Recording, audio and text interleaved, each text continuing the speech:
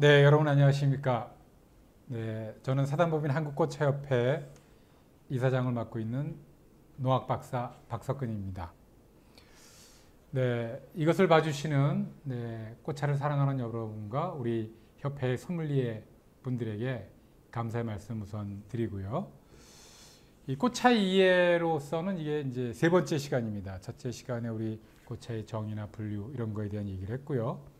그 다음에 꽃차 소믈리에의 또 정의와 직무 분석에 대한 그러한 이야기를 했습니다. 이번엔 세 번째 시간으로 꽃차의 역사부터 해서 이 마케팅 관련까지 쭉 이 시간에 말씀드리도록 하겠는데요.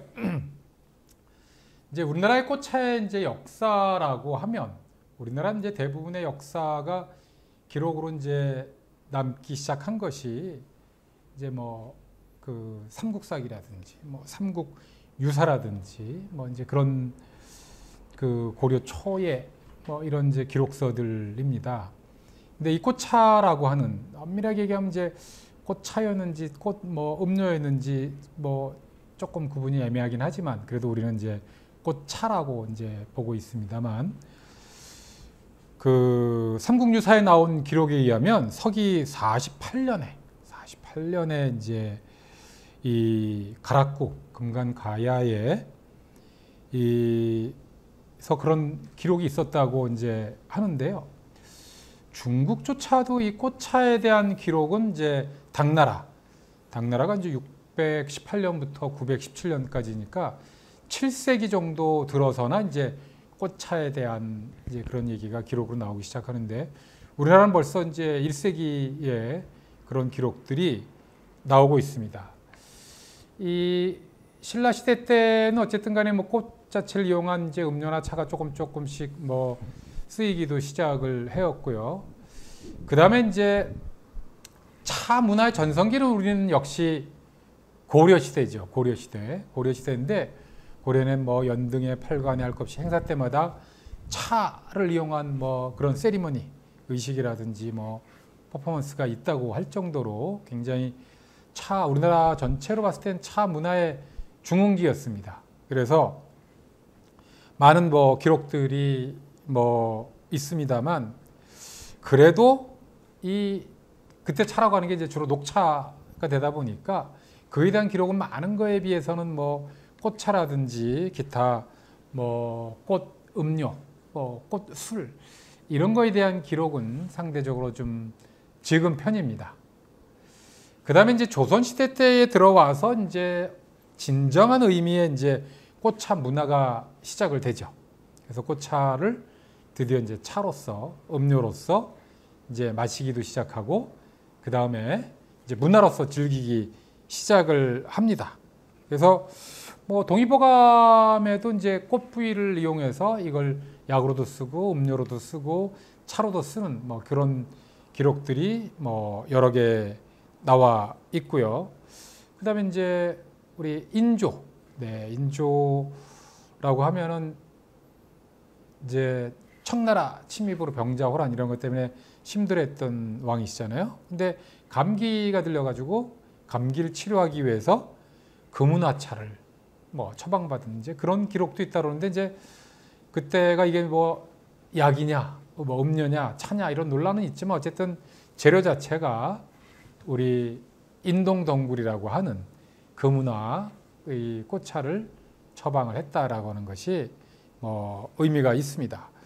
그 후에 이제 조선시대 후기 들어서도 다양한 이제 그거가 있는데 소위 이제 구기자하고 국화하고를 소위 브랜딩 혼합해서 만든 차.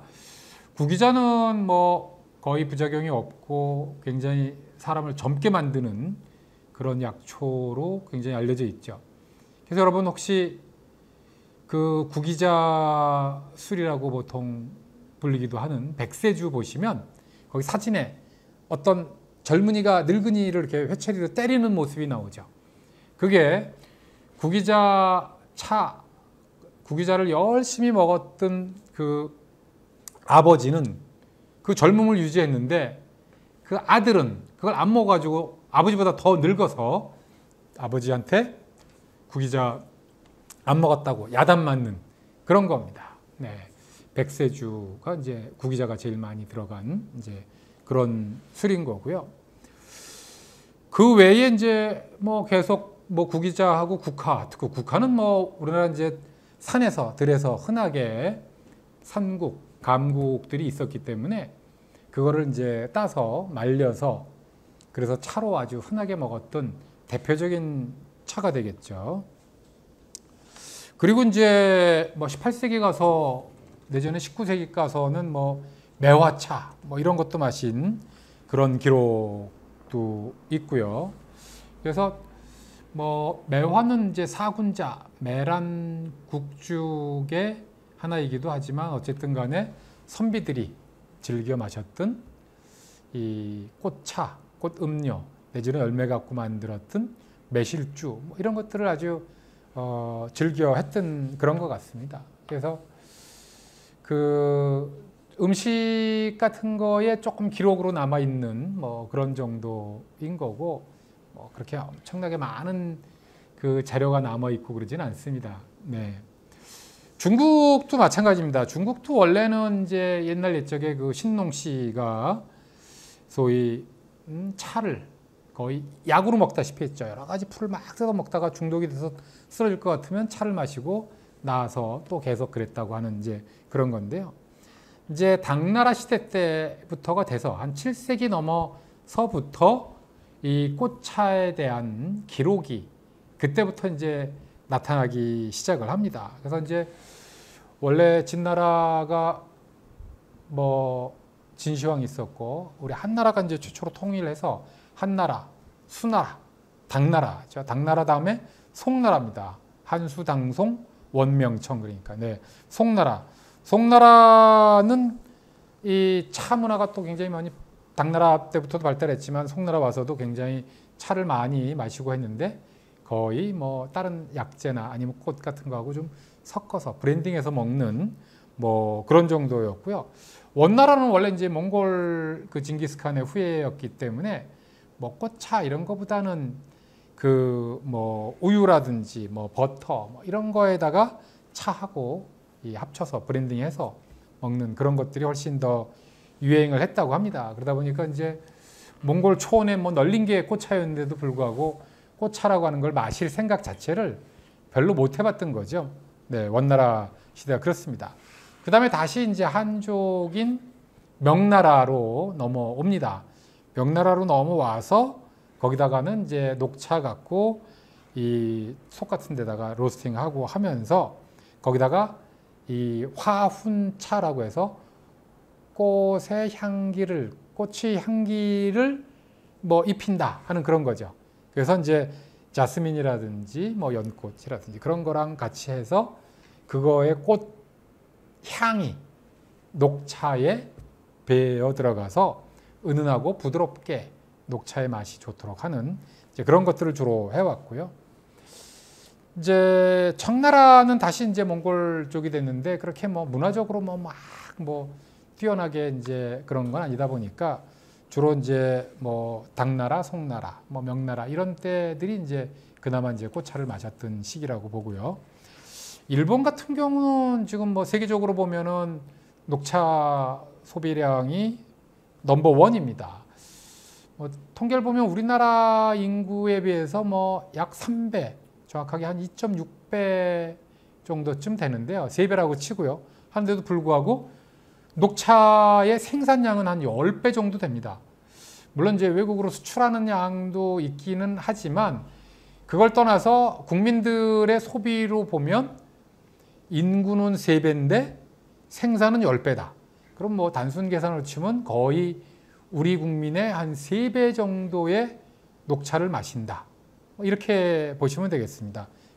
그래서 이제 하지만 이제 일본이라는 나라 자체가 그 매사에 이제 영국을 그냥 번떠서 영국을 쫓아가고 싶어 해요. 그래서 영국하고 굉장히 좀 동일시하죠.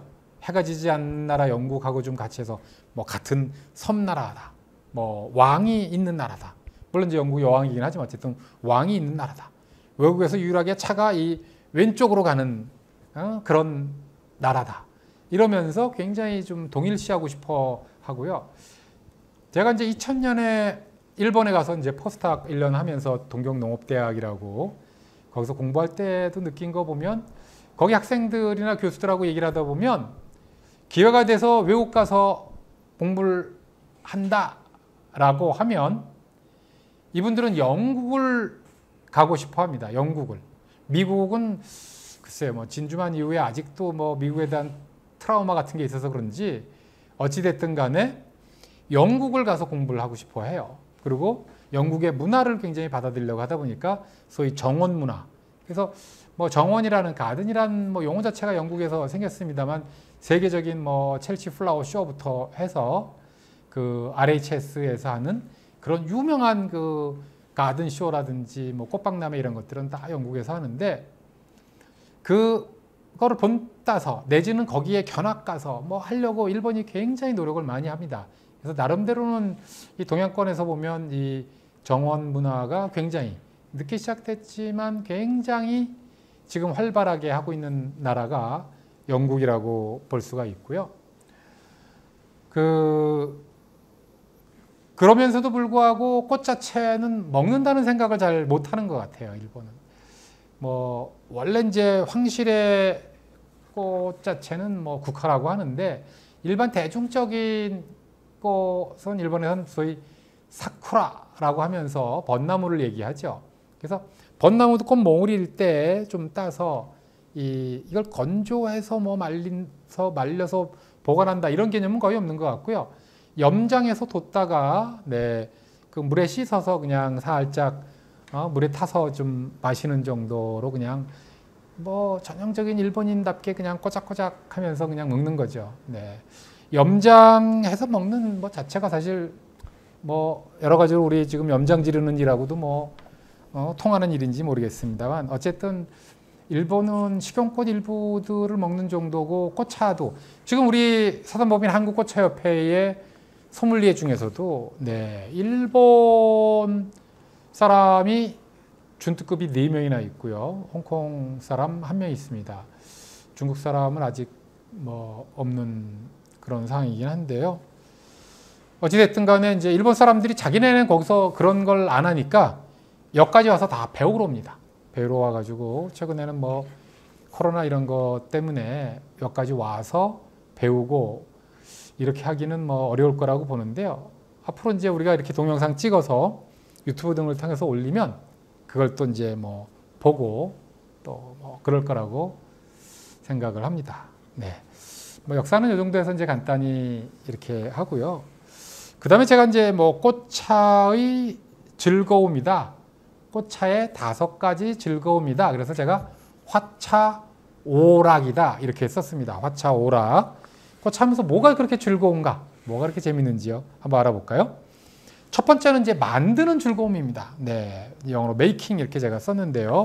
그래서 이제 꽃을 뭐 수확도 하고 세척도 하고 뭐 건조도 하고 제다도 하고 뭐 이런 과정이 뭐 조금 힘들다는 분은 힘들다고 하지만 그런 나름에도 이제 정말 원예 치료적인 것도 있고 기타 뭐 작업 치료적인 것도 있고 우리 세계적으로 그런 말 있지 않습니까?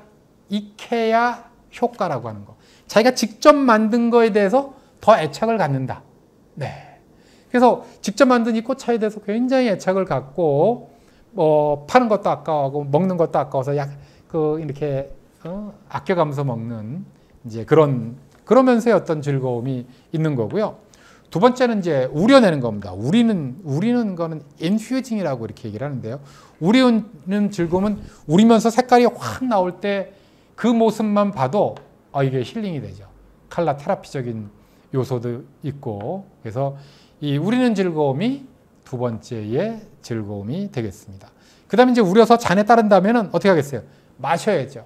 이 마시는 뭐 잘 먹고 죽은 귀신 때깔 좋다 뭐 이런 말도 있다고 합니다만 어쨌든 뭔가를 먹고자 하는 거는 인간의 본능 중에 본능이고요. 특히 이렇게 색이 예쁘고 향이나 또 맛이 있는 이런 것들을 먹고자 하는 거는 뭐 본능 중에 본능이기 때문에 당연히 그래서 마시는 드링킹하는 그런 즐거움이 있습니다.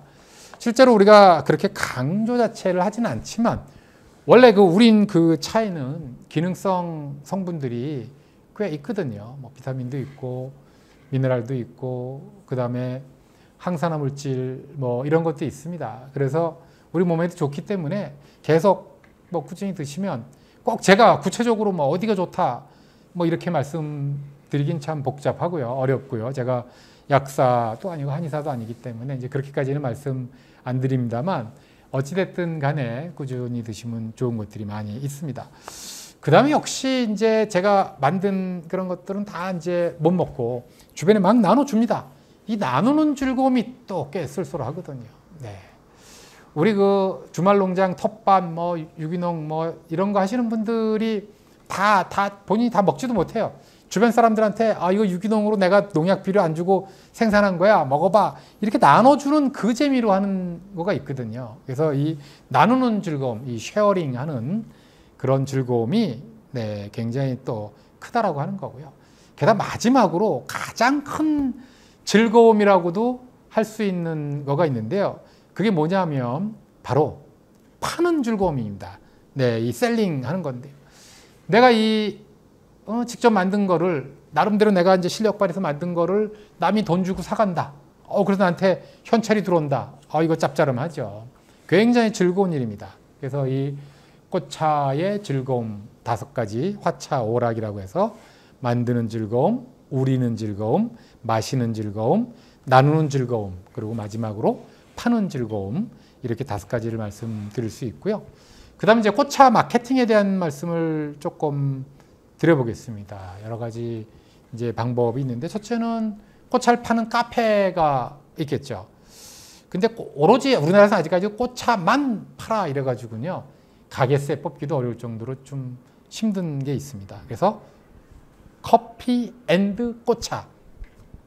저쪽 강원도의 그 뭐 정동진부터 해서 아래에 동해나 삼척까지에 걸쳐서 그렇게 바닷가에 많은 카페들이 있는데 그 카페에서 이제 그런 일을 해봤던 우리 회원들의 얘기를 들으면 그냥 메뉴 안 보고 그냥 커피 주세요 뭐 이런 사람 아메리카노 주세요 이런 사람도 있지만 메뉴 보면서 이렇게 뒤지면 이거 꽃차라는 게 있네 우리가 한번 먹어볼까 이러면서 50% 가까이는 꽃차를 찾는다는 거예요.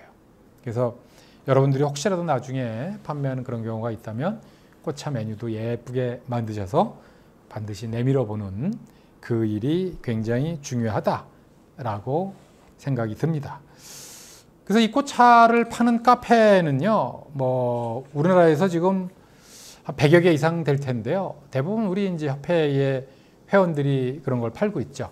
그래서 뭐 특히 이제 그 우리 베이비 부모 세대 뭐 한 61년도부터 한 67년도 뭐 조금 더 넓게 잡아서 한 57년도, 58년도, 59년도, 60년도까지 포함하더라도 이분들이 지금 뭐 마구 은퇴돼서 나오고 있습니다만 야 이거 뭐 분시점 하기도 좀 쉽지 않고 이 편의점 하기도 쉽지 않고 호프집도 생각보다 어렵다 그러고 야 그러면 커피숍 카페나 할까 한 10시쯤 느긋하게 나와서 네, 알바는 뭐 한 7, 8시 나오더라도 좀 신문도 보고 잡지도 보고 이러고 있다가 점심 먹고 저녁 먹고 뭐 한 10시쯤 뭐 빠르면 8시쯤 이렇게 들어가는 이런 카페나 하는 게 좋겠다. 많은 사람들이 이렇게 생각하시는 것 같아요. 그러다 보니까 그냥 서울시는 지금 건물마다 2개, 3개씩 그 커피숍, 카페들이 뭐 들어서느라고 난리입니다. 난리. 여러분들이 보시면 아시겠죠. 근데 그 비싼 임대료를 내고 있어야 되는데 커피만 팔아가지고 되겠어요? 그러다 보니까 맹물도 팔고 주스도 팔고 쿠키도 팔고 초콜릿도 팔고 뭐 심지어 케이크도 팔고 그러다가 꽃차라는 게 최근에 이제 막 나오니까 이것도 팔아야지. 당연히 팔아야죠. 그러다 보니까 이 꽃차 시장도 덩달아 굉장히 커지고 있습니다. 그래서 꼭 뭐 우리가 노력했다기보다 어떤 사회적인 분위기, 흐름 때문에 꽃차 시장도 덩달아 굉장히 커지고 있는 상황입니다. 그 다음에는 이제 꽃차 전문점이 되겠는데요. 인사동 같은 데 보면 차 전문적으로 파는 그런 데들이 있죠. 근데 아직도 꽃차만 파는 전문점은 없고요. 제가 2014년 4월에 제주도의 서귀포에 그 상효동에 있는 상효 수목원에 플라워 티 갤러리라고 하는 거를 오픈을 했습니다. 그래서 그건 제주꽃차용농조합법인이 그걸 이제 해가지고 했던 이제 그런 건데요. 근데 안타깝게도 한 1년 반 만에 문을 닫고요. 물론 이제 뭐 무슨 사드 같은 영향도 좀 있고 중국 사람들 잘 안 오던 뭐 그런 것도 있어서기도 하지만 꽃차만 갖고 팔아가지고 임대료 내기 어렵다라고 하는 게 뭐 결론이었고요. 그 다음에는 대형 마트입니다. 우리 뭐 이마트, 롯데마트, 뭐 홈플러스 이런 데 한번 가서 차 코너를 보세요. 종류가 뭐 어마어마하게 많죠. 근데 이 꽃차라고 팔리고 있는 것은 지금 뭐 캐모마일 수입해서 그냥 소분한 정도의 캐모마일, 그다음 우리나라에서 생산해서 뭐 했던 국화차, 뭐 요런 한 2가지 정도 외에는 없는 것 같아요. 그러니까 앞으로 우리 협회에서도 좀 더 노력하고 뭐 이렇게 해가지고 이제 그런 데도 적극적으로 낼 수 있는 그런 차를 만드는 것이 중요한데요. 제가 이제 협회 회장이다 보니까 꽃차협회로 이제 찾아오는 그런 분들이 계십니다. 근데 이제 결국은 서로가 말이 잘 안 되는 거예요. 저희는 뭐 그람당 뭐 도매루여도 한 돈 1,000원은 받아야겠다. 어떤 건 2,000원 받아야겠다. 이런 입장인데 거기서는 판매 가격이 뭐 그람에 1,000원이니까 한 700원에 납품한다고 치면 본인이 우리 원료 자체를 뭐 한 300원 정도에 사와서 뭐 포장하고 그리고 다시 넘겨야 되는 그런 건데 도저히 뭐 가격이나 단가가 잘 안 맞죠. 특히 우리는 이제 이 수제 명품차라고 해서 덕금하다 보니까 더더욱이 좀 힘들어지는 그런 게 있는데요. 앞으로 뭐 어떤 방식이 됐든 간에 단가를 좀 낮추기도 하고 거기서도 또 뭐 다른 싼 거하고 맞출 게 아니고 이제 좀 프리미엄급으로 국화나 뭐 수입 캐모마일이 1,000원이라고 하면 다른 우리 그 국화 외에 다른 다양한 꽃들을 한 2,000원에 팔 수도 있겠다. 뭐 대형마트가 꼭 뭐 싸구려만 파는 그런 게 아니고요. 나름대로의 어떤 뭐 문화생활로서 웬만한 사람들이 그 정도쯤은 소비할 수 있지 않겠나. 1,000원은 싸서 하고 2,000원이면 비싸서 못한다. 뭐 저는 그렇게 생각하지는 않습니다. 그 다음에 네 번째 이제 전문 인터넷 쇼핑몰인데요. 이것도 마찬가지입니다. 실제로는 뭐 이것만 파는 쇼핑몰이 거의 없다시피 하죠. 다른 차도 다양하게 팔고 건강차, 뭐 녹차, 뭐 쌍화차, 뭐부터 해서 별의별 거 다 팔고 국화차도 팔고 그 외에 최근에 뭐 목련차, 뭐 맨드라미 이렇게 다양하게 파는 거거든요. 그래서 어쨌든 뭐 그런 거 파는 데들도 지금 한 30군데 이상 쇼핑몰이 있는 것으로 그렇게 알고 있습니다. 그 다음 이제 5번째 수출입니다. 지금 우리 회원을 통해서 중국 같은 데에는 뭐 빨간 색깔, 노란 색깔 이런 거 굉장히 좋아하지 않습니까?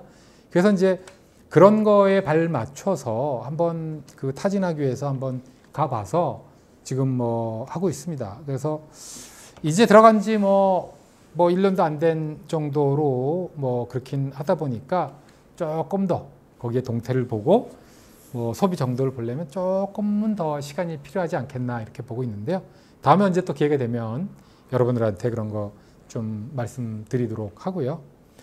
오늘은 뭐 여기까지만 하고 다음 시간에 이제 꽃차이의 4번째 시간으로 식용꽃과 못 먹는 꽃 뭐 이런 거란 제목으로 말씀드리도록 하고 오늘은 이 정도로 마무리하겠습니다. 감사합니다.